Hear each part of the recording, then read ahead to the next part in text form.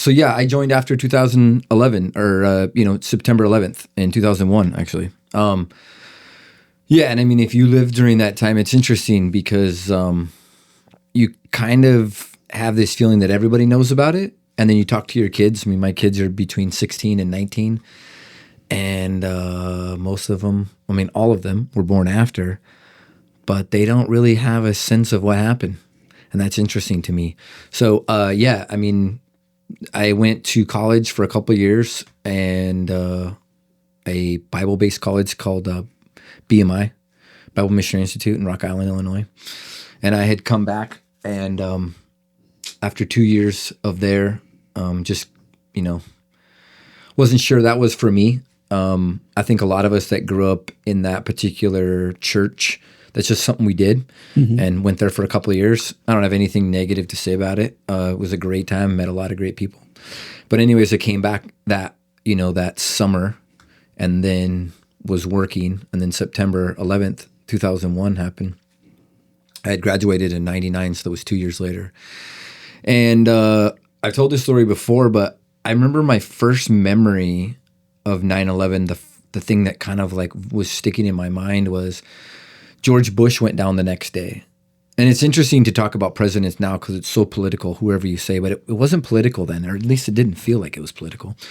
And George Bush was down there and he was the president and he had a bullhorn. And I remember there was a cross made out of steel beams and it had a flag draped over it. And, he talked about serving our country and he was going to be there for everybody. And, you're 19 years, I think I was 20 years old at the time. And I was like wanted to do something for my country. So I actually joined the Air Force.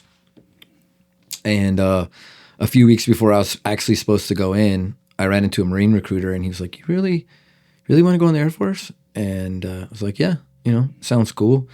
And he was like, yeah, but you're going to have to tell people that after you get out for the rest of your life. Like, think about that. You could be a Marine. I was like, oh, okay.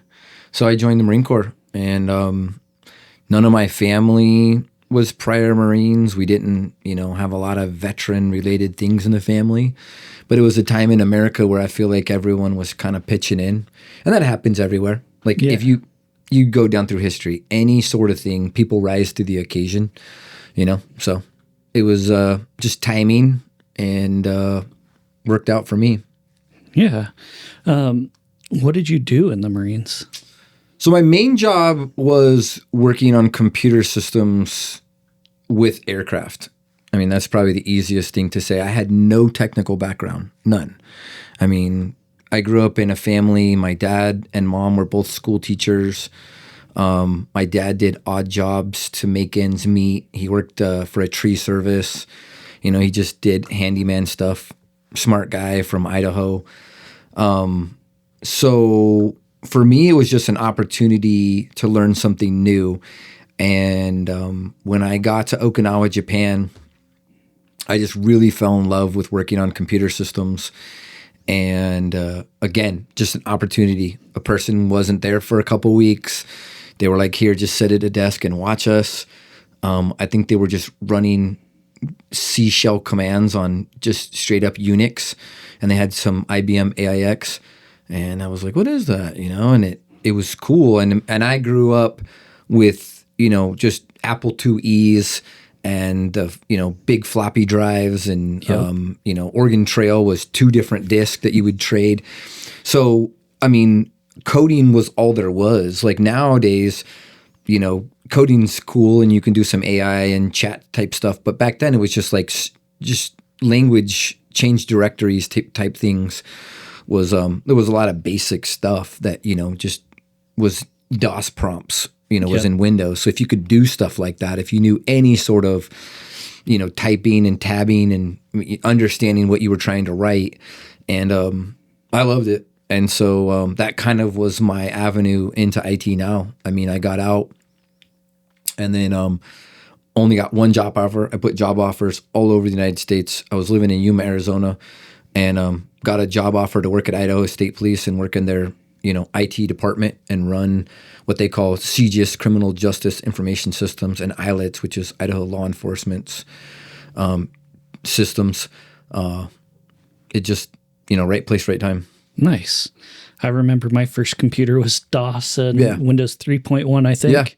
Yeah. And yeah, I remember a lot of those games. I'm a software developer now, Okay. but I remember my early touching with program wasn't so much programming. It was actually just all formulas in Excel. Right. So like I was homeschooled, and so I Yeah. was like, let me write a program. I can write out all the tests, build a whole application just in Excel. So I Right. got really, really good at formulas. Right. And then that kind of hung around for a while. Then I started messing around in HTML and just toying around with it, and then didn't touch it again until my current job. I went Right. in as an analyst, and it's like, I just want to be a developer, taught myself to program, and then got back into it. But That's awesome. Yeah. I mean, I think the cool thing for me is like, it's so, it's like math, this happens and that happens, and you'll have bugs every once in a while. But I mean, for me, I loved that part of it because it was like, I could follow it, it was a programmable thing that I could manipulate to do something. And the more you learn, the more time you put into it, the better results. So, yeah. So that was my time in the Marine Corps, was mostly in the air wing of the Marine Corps, working on computer systems that had to do with avionics equipment. Nice.